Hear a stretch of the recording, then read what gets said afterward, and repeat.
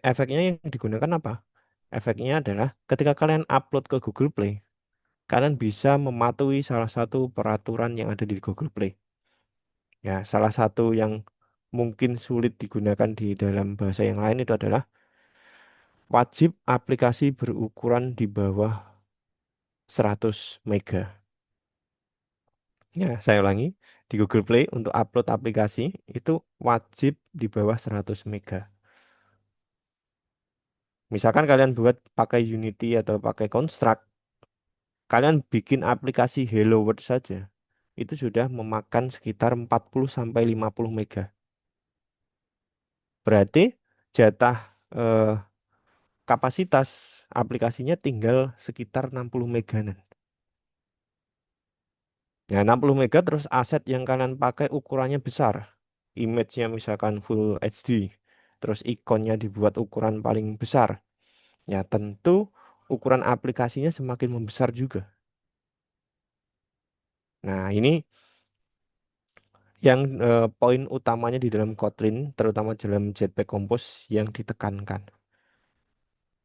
Ya, rata-rata gagal karena itu juga. Nah, pengalaman saya kalau Unity ini lebih sulit.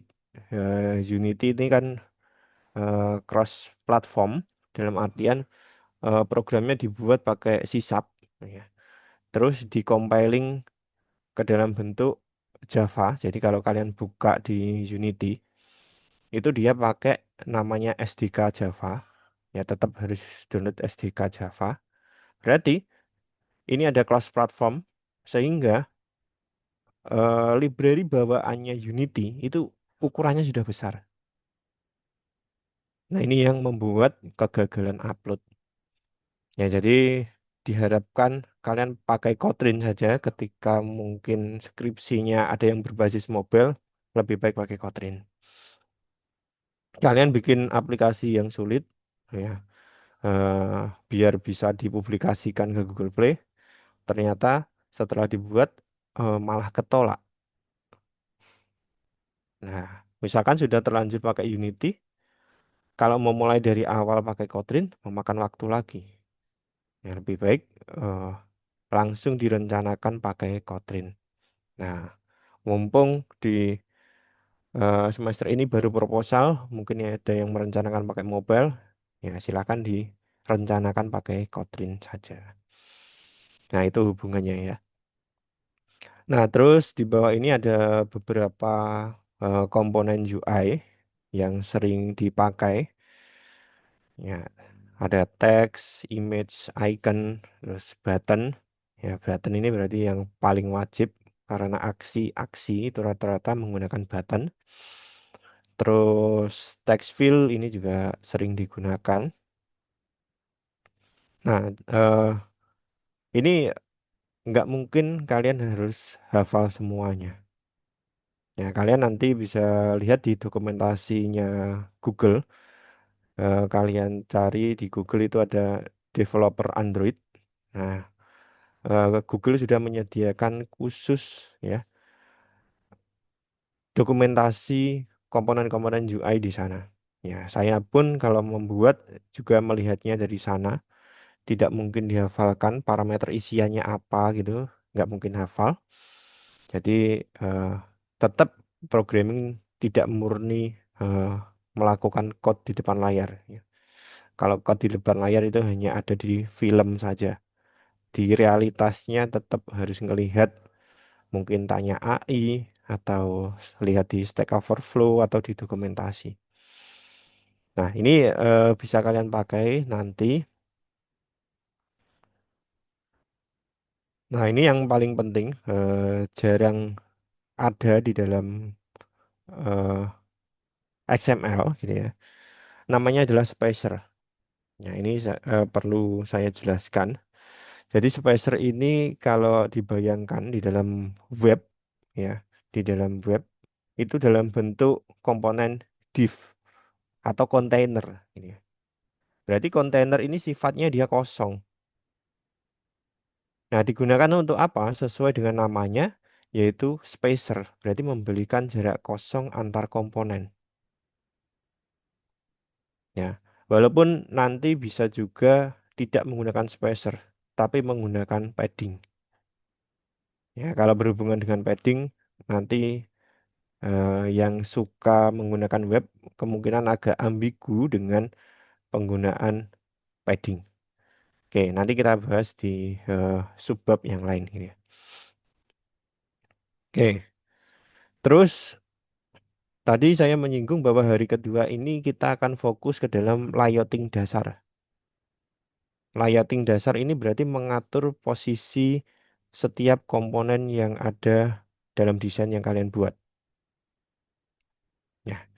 Nah, di dalam Jetpack Compose ini tentu berbeda dengan penggunaan pada XML. Kalau XML, kalian menggunakan yang namanya constraint. Jadi constraint-nya itu kalau XML ada relatif atau constraint layout. Ya. Nah, keduanya digunakan untuk apa di dalam XML? Digunakan untuk ngatur posisinya.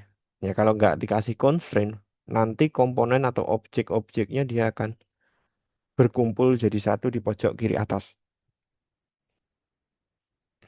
Nah, karena constraint ini cukup rumit, saya pastikan rumit kalau kalian baru belajar.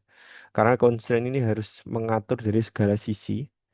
Nah, nanti ketika beda ukuran layar HP, tentu constraint-nya dia akan berubah. Nah, karena tingkat kerumitan itu, XML mulai ditinggalkan. Makanya keluar Jetpack Compose yang menggunakan pendekatan Lego. Jadi menyusun kotak-kotak kecil menjadi tampilan besar.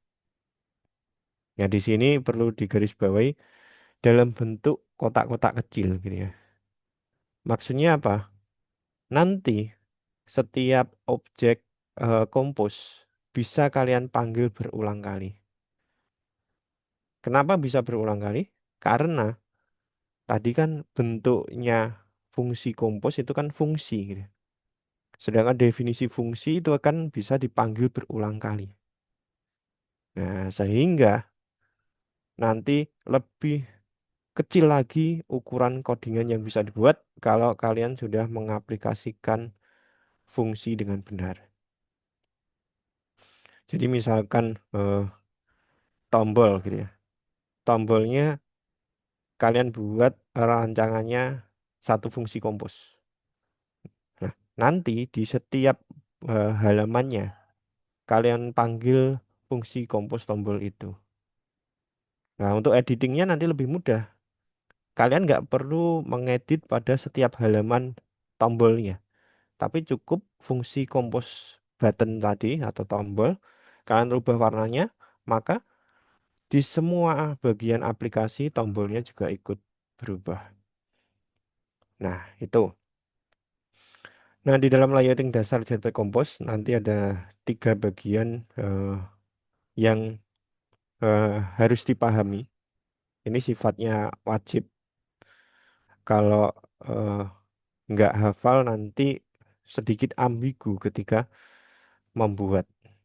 Nah, yang pertama adalah kolom. Kolom sesuai dengan definisinya berarti susunannya secara vertikal. Nah, kegunaannya apa? Kegunaannya adalah objek yang ada di dalam kolom nanti akan disusun secara vertikal dari atas ke bawah. Nah, seperti tumpukan buku lah, istilahnya seperti itu. Jadi eh, kalian buat nanti desainnya misalkan pengen dari kiri ke kanan, berarti kalian harus memakai versi yang kedua, yaitu row. Tidak bisa pakai kolom. Nah, di sini contohnya di sintaks dasar ada tiga buah komponen di dalam kolom. Ya, nah ini juga trailing lambda sebenarnya, ya kan? Karena ada kurung kurung buka dengan kurung kurung tutup. Terus isiannya apa? Isiannya tiga komponen UI, dua buah teks, satu buah tombol. Nah, di sini nanti susunan hasil aplikasinya bagaimana? Ya, susunannya berarti yang pertama judul atas, ya berarti di pojok kiri gitu ya. Terus di bawahnya itu nanti ada isi tengah, lalu di bawahnya tombol. Jadi masih natif, tidak ada pengaturan apapun dulu. Oke. Nah, terus yang perlu dipahami nanti yaitu pendefinisian yang namanya arrangement sama alignment. Keduanya berbeda. Namun kuncinya adalah kalau kalian pakai arrangement itu adalah mengatur jarak antar item di arah utama. Kolom arah utamanya kan vertikal. Berarti dia mengatur posisi objek-objek yang ada di dalamnya secara vertikal diletakkan di mana. Oke. Jadi misalkan kalau mau di bagian atas, pojok kiri atas gitu ya, maka secara arrangement dalam kolom nanti di settingnya adalah arrangement dot start, berarti yang paling atas. Oke, bentar saya tambah.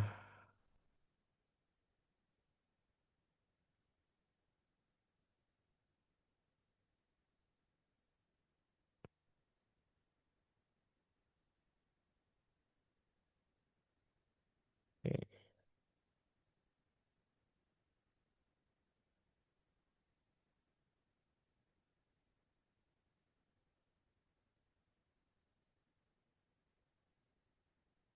bentar saya persiapkan.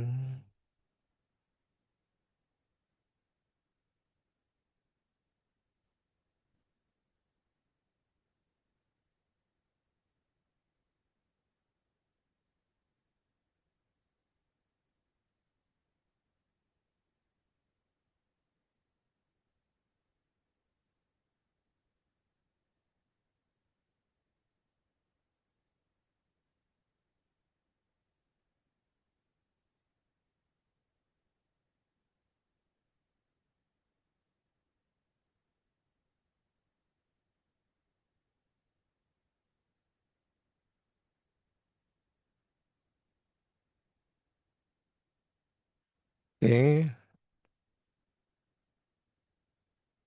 jadi untuk memahami layouting kita harus eh, tahu bagian-bagian ketika membuatnya gitu ya. Contohnya di sini, misalkan saya punya satu layar gitu ya. Terus bagian-bagian yang harus dihafalkan, ya bagian atas gitu kan. Ini disebut dengan top. Lalu kalau di bagian bawah,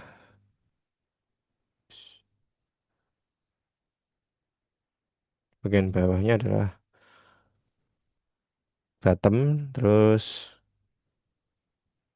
bagian kiri ini disebut dengan start.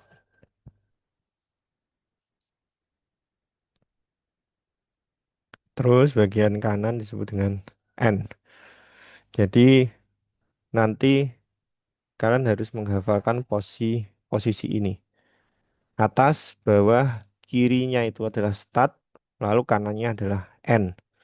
Nah, itu digunakan untuk apa? Digunakan nanti jika kalian berhubungan dengan yang namanya alignment dan arrangement. Nah, berarti yang pertama ketika kalian eh, membuat kolom, itu letaknya nanti selalu di sini, di pojok kiri atas. Terus misalkan kalian atur nanti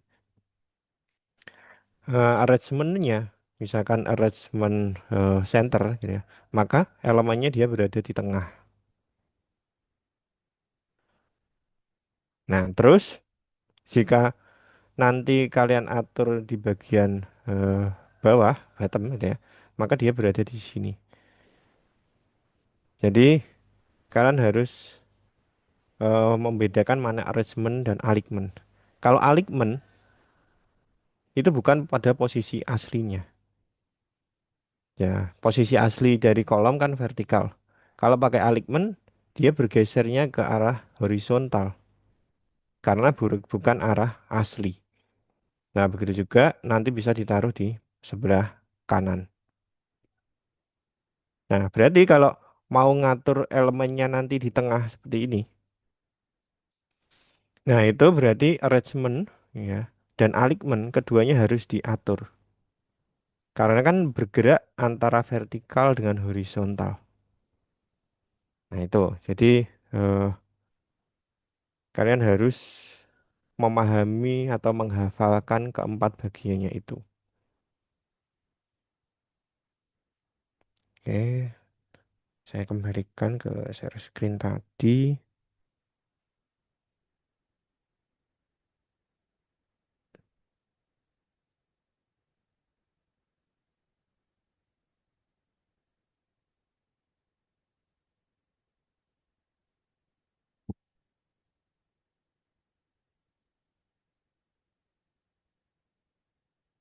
Ya, itu pengertian dari arrangement sama alignment. Jangan sampai terbalik. Tapi kalaupun terbalik kan kalau pakai Android Studio bisa dicoba-coba lagi ini ya. Nah, terus komponen kedua yaitu yang disebut dengan row. Ya, row ini dia sifatnya arah utamanya, gini ya. Arah utamanya adalah arah utama horizontal. Kalau kolom secara vertikal, ini horizontal. Nah, horizontal berarti urutannya dari kiri ke kanan. Ya, misalkan kalian eh, ingin membuat ini tombol text field-nya login gitu ya. Terus di sini kalian buat tulisan username gitu. Nah, berarti keduanya ini ya, kedua elemen yang saya tandai itu harus disusun menggunakan yang namanya adalah row. Nah, berbeda kalau nanti kalian tambahkan dua lagi di bawahnya gini. Nah, berarti kita butuh kolom dan row. Nah, itu jadi eh, nanti kita coba di eh, Android Studio. Maksud dari itu biar lebih paham gitu ya. Nah, yang terakhir eh, dia itu penggunaan box. Box ini adalah tumpukan. Jadi sifatnya seperti layer. Kalau kalian yang familiar pakai Android, pakai Photoshop, ya berarti ada tumpukan-tumpukan. Ya berarti harus memperhatikan urutan dari layernya. Contoh, ya bagian belakangnya dikasih image, lalu depannya dikasih tulisan. Seharusnya seperti itu. Jangan sampai terbalik, tulisannya di belakangnya image. Berarti yang tampil nanti hanya image-nya. Itu komponen yang ketiga, yaitu box. Nah, ketiga hal tersebut digunakan untuk layouting. Jadi wajib menggunakan itu. Kalau istilahnya di dalam designing ini adalah konsep dari grid design, yaitu menggunakan baris dan kolom untuk membentuk suatu image atau UI. Nah,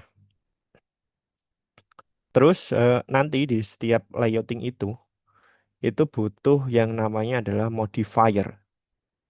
Nah, kalau di web namanya CSS. Kalau bagian-bagiannya tadi disebut dengan container atau div-nya gitu ya. Nah, terus di modifier nanti kita mengusung konsep yang namanya adalah chaining atau rantai. Ya, maksudnya apa? Silakan perhatikan di contohnya ini. Di dalam contohnya, di sini ada sebuah objek UI yang namanya adalah text ya. Terus di dalamnya ada modifier. Jadi modifier itu sebuah parameter sebenarnya. Nah, parameter karena tujuan Kotlin mempersingkat, maka ditambahkan fasilitas namanya chaining. Kalau kalian perhatikan di sini, modifier titik background ya. Terus tidak perlu bikin modifier lagi kalau mau menambahkan suatu efek. Dikasih titik lagi di belakangnya. Jadi sudah dibuat background, lalu dikasih padding, lalu dikasih lagi modifier dot clickable. Nah, maksudnya chaining itu yang ini. Jadi sudah dititik, dikasih titik lagi, berarti nanti bisa berjenjang sampai dengan panjang. Nah, ini konsep chaining di dalam modifier. Terus yang kedua, yaitu aturan pengurutan atau urutan itu penting gitu ya. Nah, maksudnya apa gitu ya? Di sini ada dua buah skenario ya. Skenario A itu background dulu, baru padding. Maka penulisannya adalah dot background, lalu baru dikasih padding dalamnya. Nah, hasilnya tentu akan berbeda dengan skenario B, yaitu padding dulu, baru background.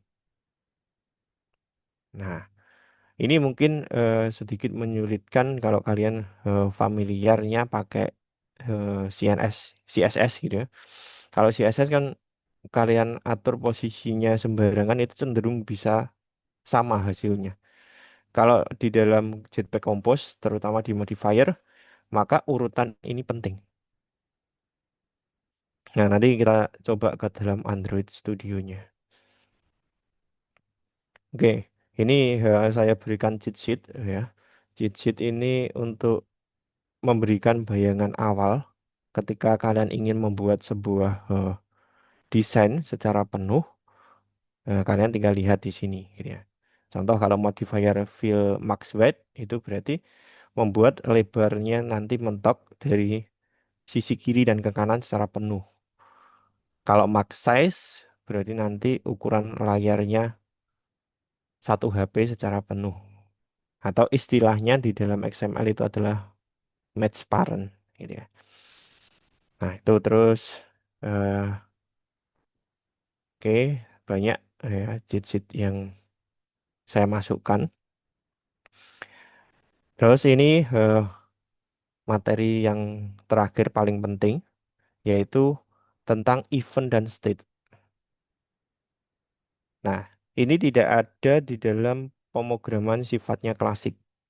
Ya, modern semuanya state-nya bisa diatur oleh programmer. Nah, hubungan keduanya apa? Jadi event ketika bertemu dengan sebuah state, maka nanti ada istilah yang dinamakan dengan recomposition.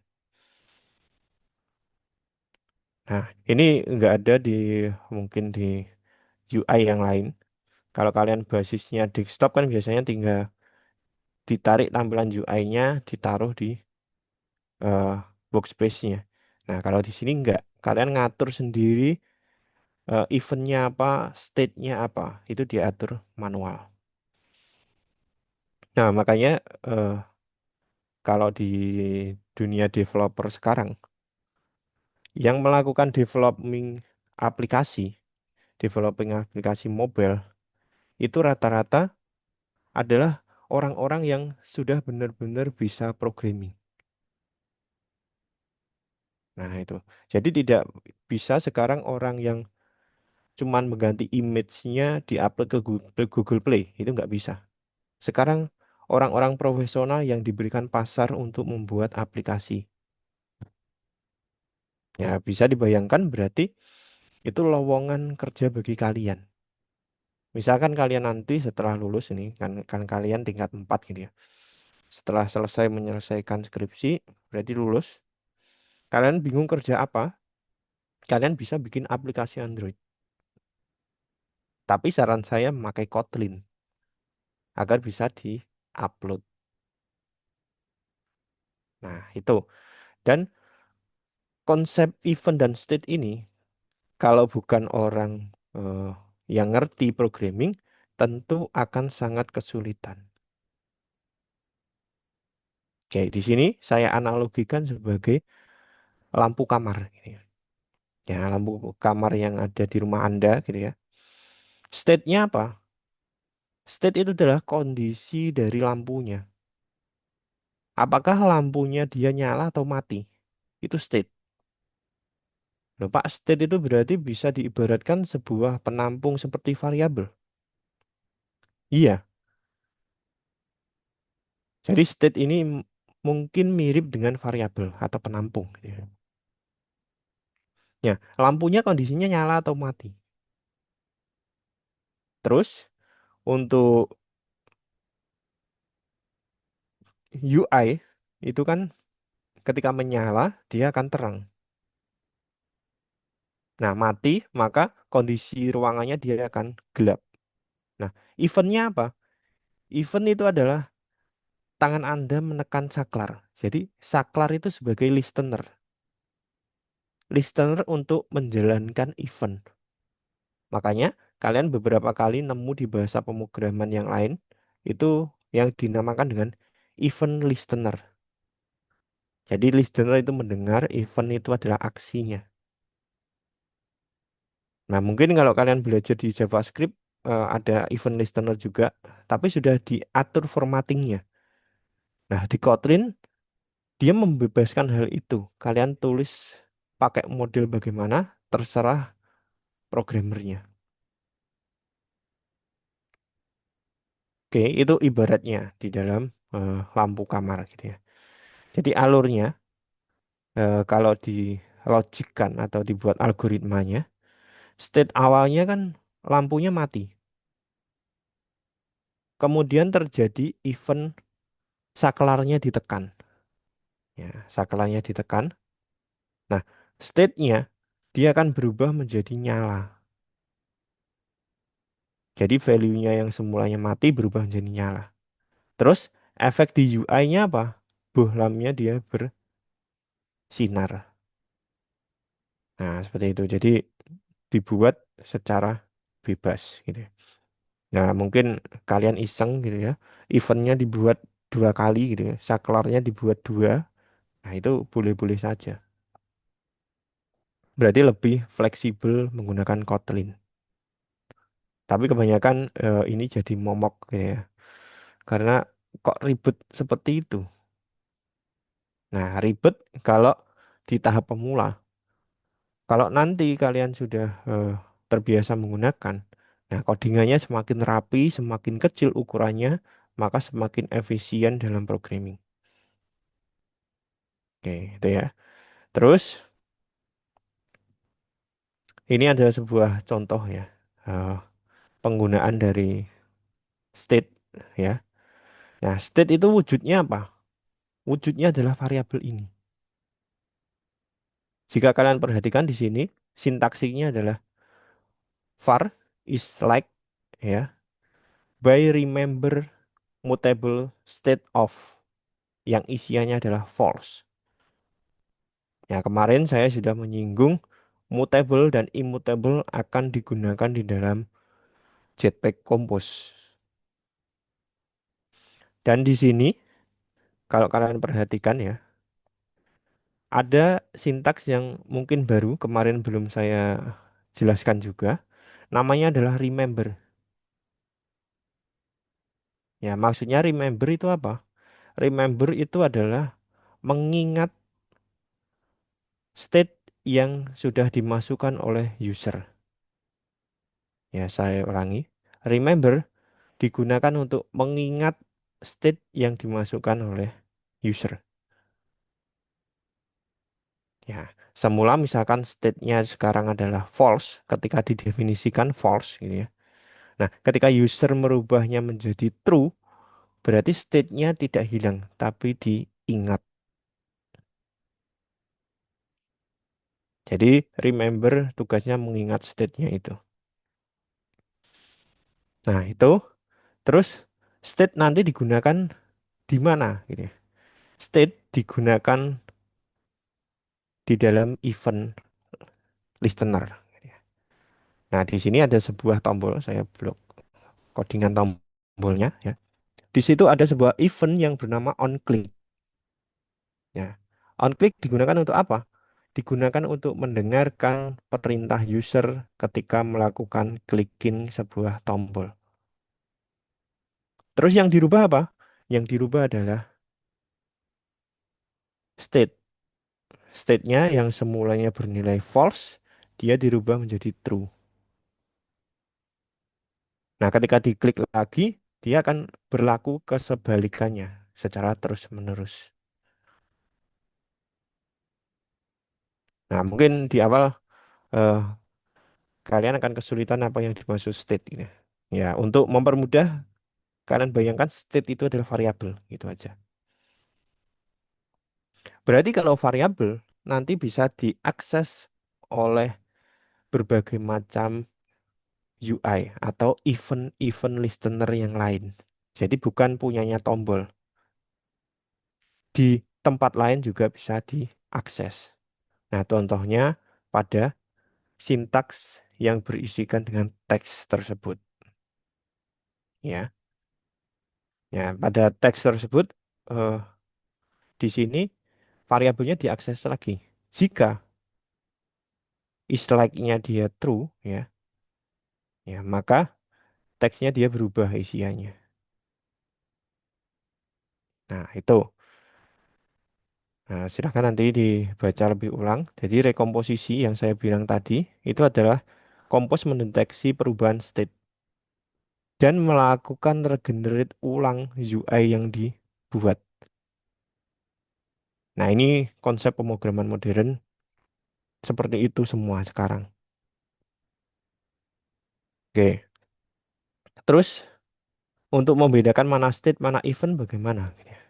Kalau state, ya, state itu kan nama variabel. Berarti terserah programmer mau membuat dalam bentuk apa. Yang penting dalam bentuk variabel. Nah, makanya di sini kan ada yang bernama isCheckout, lalu item list, atau isLoading, dan seterusnya.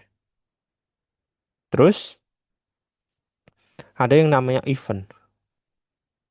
Nah, eventnya nanti yang bisa dipakai ada beberapa di sini yang saya cantumkan, walaupun sebenarnya ada banyak.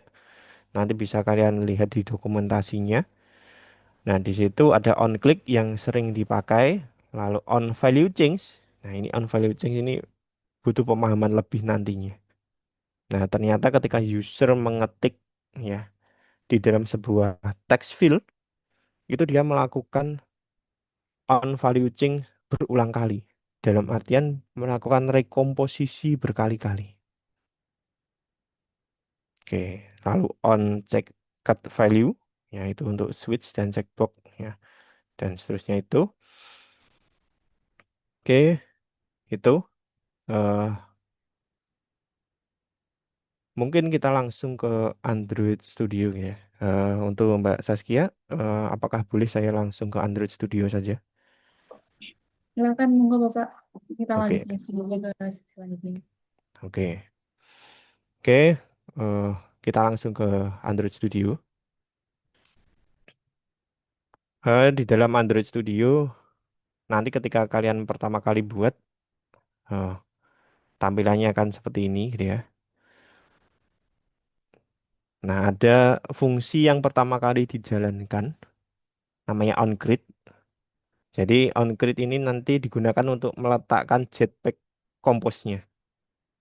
Nah, wujudnya apa? Nah, di sini kan ada greeting yang dipanggil. Nah, greeting itu dari mana? Greeting itu adalah fungsi kompos yang sudah dibuat. Dan perlu kalian perhatikan di sini menggunakan konsep dari OOP, yaitu melakukan inheritance.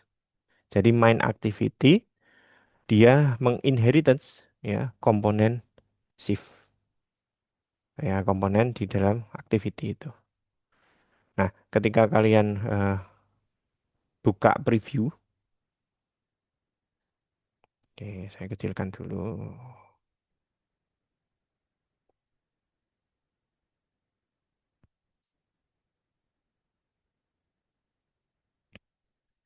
Oke, di dalam preview di sini secara default keluar tampilan seperti ini. Jadi nggak perlu pakai eh, emulator langsung bisa dilihat tampilannya seperti ini. Oke, kita mulai dari dasar. Oke, tadi di modul ada yang namanya composable dan preview, gitu ya. Kita membuat sebuah fungsi dulu, misalkan function tampilan, gitu. Nah, kalau fungsi biasa kan seperti ini. Nah, untuk mendefinisikannya sebagai fungsi compose, berarti harus dikasih annotation composable di atasnya.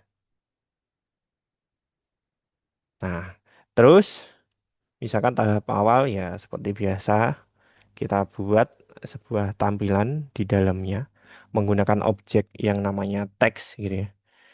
Terus di dalamnya saya buat isiannya misalkan hello gitu ya. Nah, terus di sini di bagian kanan belum keluar tampilannya. Maka dikasih add preview. Preview P besar. Ya, besar kecil diperhatikan. Nah, sekarang sudah keluar ada tampilannya hello. Nah, itu fungsinya dari preview.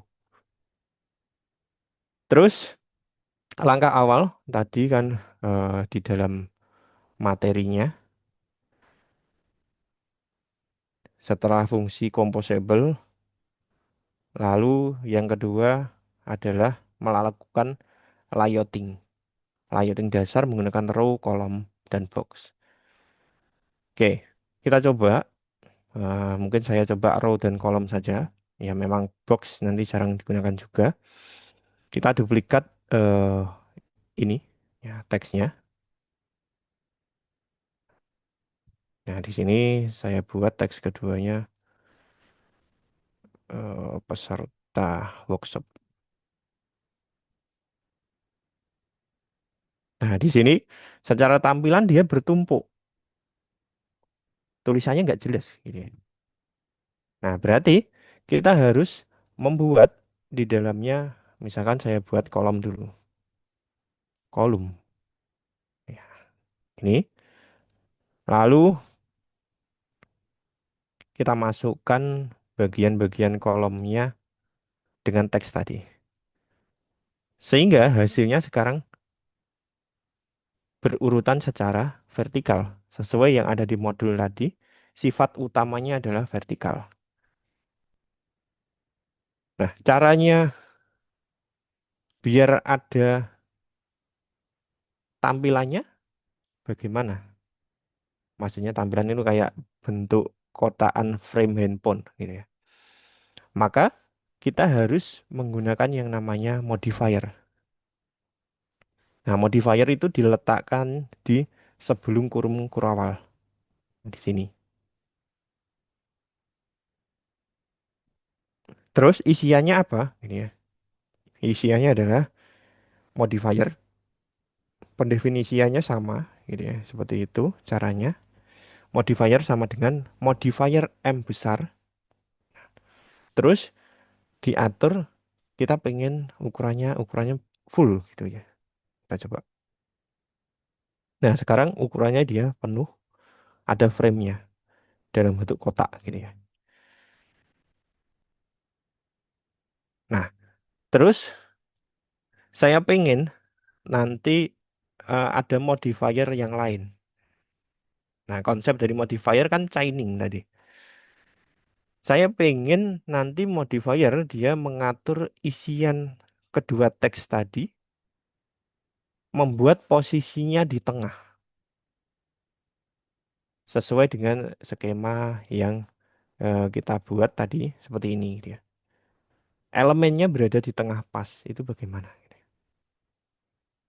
Nah, berarti kita harus membuat modifier yang kedua. Nah, modifier kedua nanti berarti tinggal dikasih titik. Nanti bisa kalian atur di sini pakai eh, alignment yang ada di sini, align. ya. Atau yang paling profesional itu tidak dimasukkan ke dalam modifier parameter, tapi menggunakan vertical arrangement, dibikin parameter baru, lalu di situ dikasih arrangement misalkan center. Nah, maka elemennya dia berada di tengah sekarang, gitu ya. Terus saya pengen nanti teksnya berada di tengah persis antara horizontal dengan vertikal. Karena kita menggunakan kolom, ya, maka kita harus mengatur alignment juga. Nah, alignment sifatnya berarti dia yang horizontal alignment. Lalu alignment dot. Nah, di sini banyak pilihan. Ya, mungkin kita bisa memakai yang center horizontally. Nah, sehingga posisinya dia berada di tengah.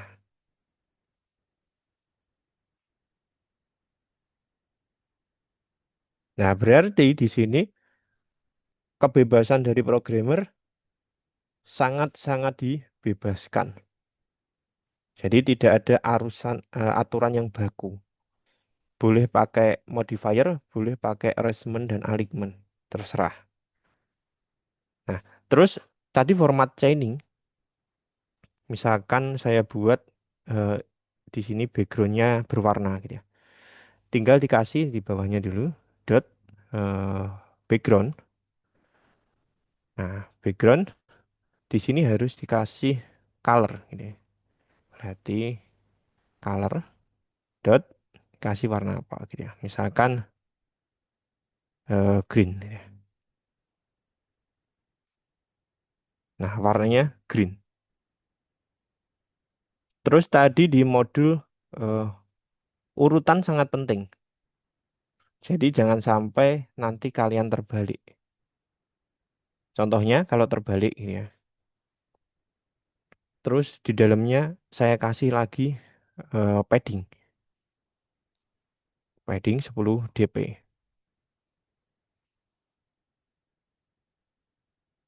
Terus saya kasih warna lagi eh,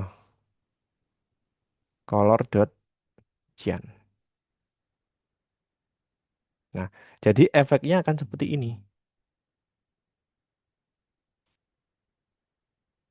Kalau paddingnya saya taruh di belakang, gitu ya. Saya rapikan dulu. Misalkan paddingnya saya taruh ke bawah, gitu ya. Oh, wis, ya, saya tarik ke bawah, maka hasilnya akan berbeda. Ya, ini yang dimaksud urutan sangat penting.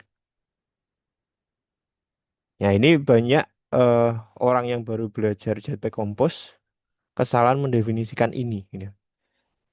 Padahal tujuan utamanya saya pengen luarnya hijau, lalu dalamnya ada warnanya biru. Ya, ya, gitu ya. Jadi harus benar-benar diperhatikan urutan.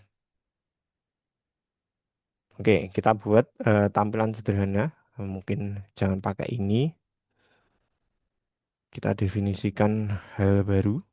Ya, mengkombinasikan antara kolom dengan eh, baris gitu. Nah, di sini mungkin kita buat eh, sebuah login, login page gitu ya. Pertama di sini kan memasukkan username. Nah, terus nanti di sini dibutuhkan sebuah text field gitu ya.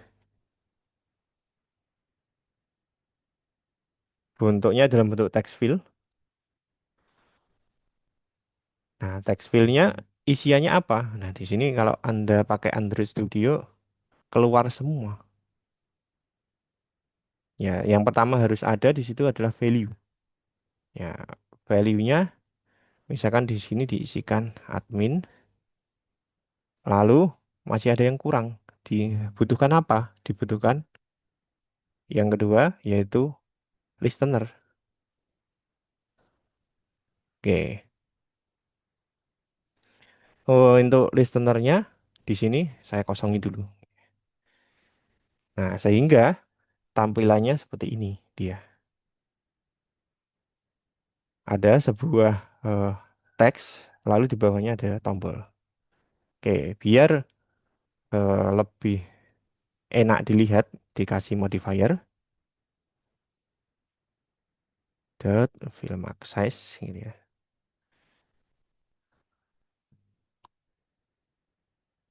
Nah, di situ ada username dan isiannya gitu ya. Nah, nah tampilannya seharusnya kan di sebelah kanannya, Pak, gitu ya. Ya, karena kita butuh itu di sebelah kanan, ya. Berarti kita harus membuat di dalamnya adalah row karena sifatnya dari kiri ke kanan, ya. Terus kedua elemen tadi dimasukkan ke dalamnya. Nah, sekarang dari kiri ke kanan, bukan dari atas bawah.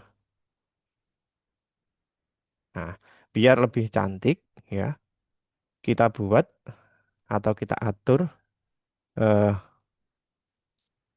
alignment-nya gitu ya. Eh, Vertical arrangement, terus arrangement center, biar dia di tengah. Nah, sudah di bawah situ. Terus horizontal hanya kecil, horizontal alignment. Nah, sekarang dia berada di tengah. Nah, Pak, tapi di situ username dengan text field-nya belum pas di tengah. Maksudnya tidak lurus gitu ya. Ya, berarti sama, tinggal masukkan modifier yang ada di dalamnya. Ya, dibutuhkan apa? Kalau di sini berarti dibutuhkan vertical alignment. Ya, alignment dot center vertically. Nah, sekarang sudah sejajar. Nah, di situ antara username dan text field kok tidak ada jaraknya, Pak? Ini ya. Jika tidak ada jarak, maka kita harus memberikan salah satu komponen yang namanya adalah spacer. Spacernya diisi apa? Diisi modifier modifier dot size. Misalkan 5 dp. Nah, sekarang antara username dengan text field-nya sudah ada jaraknya. Nah, ini misalkan saya naikkan 15 gitu, jaraknya makin lebar. Nah, itu.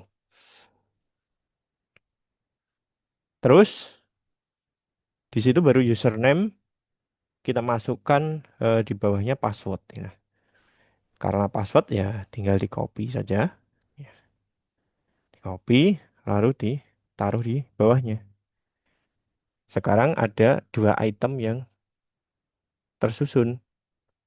Loh Pak, antara text field-nya username sama password, oh ini belum diganti ya.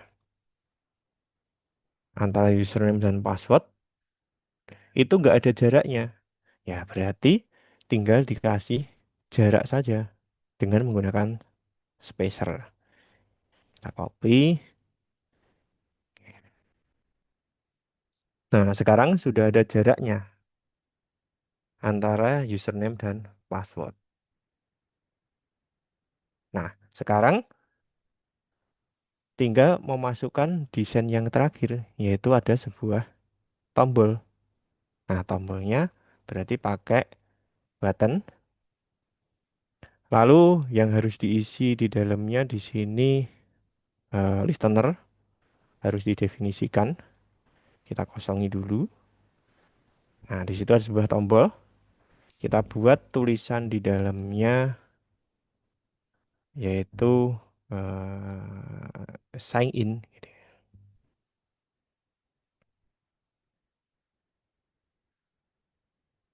Nah, jadi seperti ini. Terus kita mulai belajar yang namanya state, gitu ya. Jadi ini keunggulannya kalau kalian pakai Jetpack, gitu ya. Kalau kalian arahkan kursor di bagian sini, itu ada yang namanya interactive mode. Ketika diklik, ya, di sini tombolnya bisa diklik, terus user bisa mengetikkan. Nah, di sini nggak bisa diketik. Kenapa tidak bisa diketik? Karena state-nya kita belum mendefinisikan. Nah, ini berhubungan antara state dengan event listener. Oke, kita buat tadi di modul itu kita harus definisikan state-nya. Ya, kita buat di sini sebuah state. Ingat, state itu bentuknya dalam bentuk variabel, gitu ya. Username by remember. Nah, ini dikasih mutable state of, lalu didefinisikan. Value defaultnya apa? Ya, value defaultnya misalkan kita buat eh, petik 2 kali, gitu. Terus di username ini harus kita rubah ke dalam event. Nah, kita coba di dalam username, ya. Di bagian username, di sini pada text field kita rubah value-nya. Value-nya dirubah menjadi username, maka tampilan UI-nya dia kosong. Terus kita buat di state-nya, ya. Ya, ingat, jika kurung kurawal seperti ini sebenarnya ada lambda trailing yang bisa Anda panggil. Ya, berarti di dalam lambda lambda trailing, eventnya dia mendengarkan dalam satu variabel. Ya, misalkan di sini isian.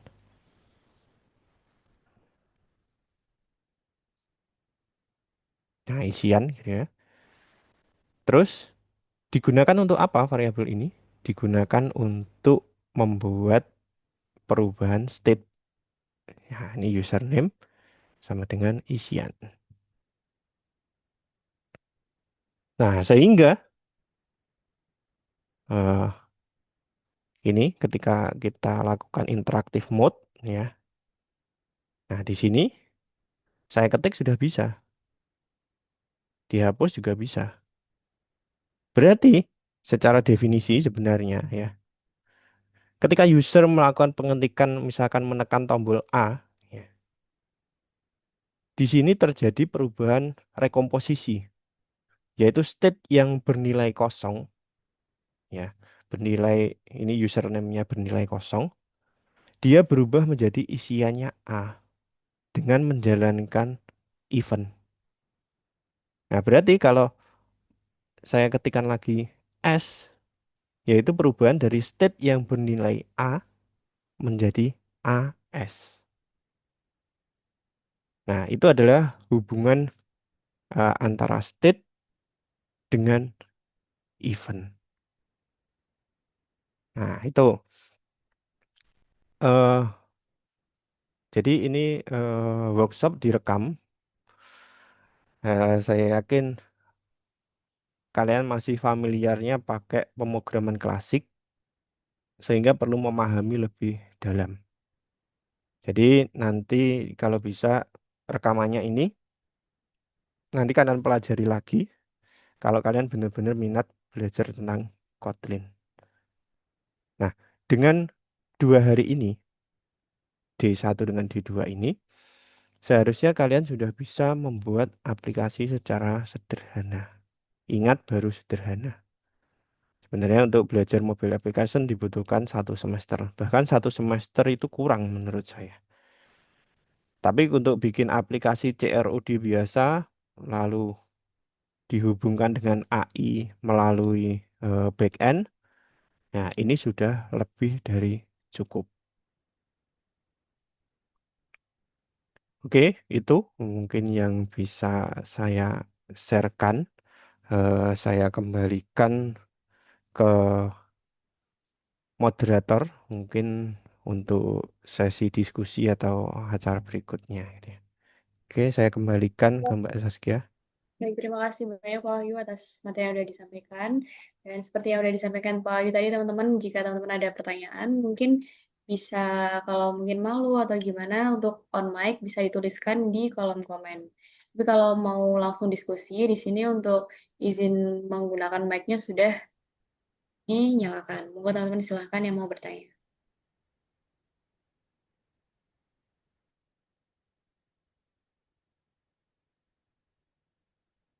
Oke, memang materi kita hari ini cukup berat ya Mbak Saskia. Karena seperti yang udah diinformasikan dari Prodi juga kan Bapak, ini harusnya mata kuliah di semester 7, tapi kita rangkap jadi 2 hari hari ini ya Pak. Iya, dan sebelumnya mata kuliah ini adalah capstone, jadi eh Prodi TI harus bisa menguasai mobile gitu. Oke, silahkan ada yang mau ditanyakan menjanggal atau bagaimana gitu ya. Ya, di bawah bimbingan saya kemarin ada beberapa yang menggunakan mobile juga, ya. Jadi minta tolong nanti rekamannya di-share ya Mbak Saskia ini. Baik, ini sekedar menginformasikan juga bahwa nanti dari rekaman 2 hari ini nanti akan diupload di YouTube Prodi gitu Bapak. Oke. Dan mungkin sambil menunggu juga teman-teman bisa sambil mengisi presensi yang udah di-share di kolom komentar.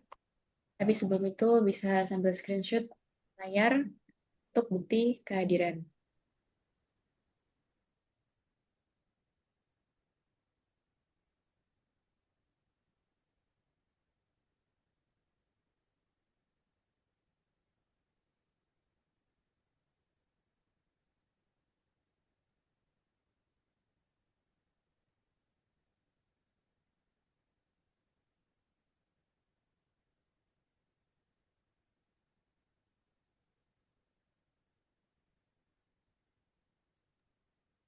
Sepertinya dari teman-teman belum ada yang mau ditanyakan, Bapak. Mungkin langsung saya buka untuk sesi kuisnya terlebih dahulu aja begitu. Bagaimana ya, Bapak? Oke, silahkan nggak masalah. Sambil saya share terlebih dahulu.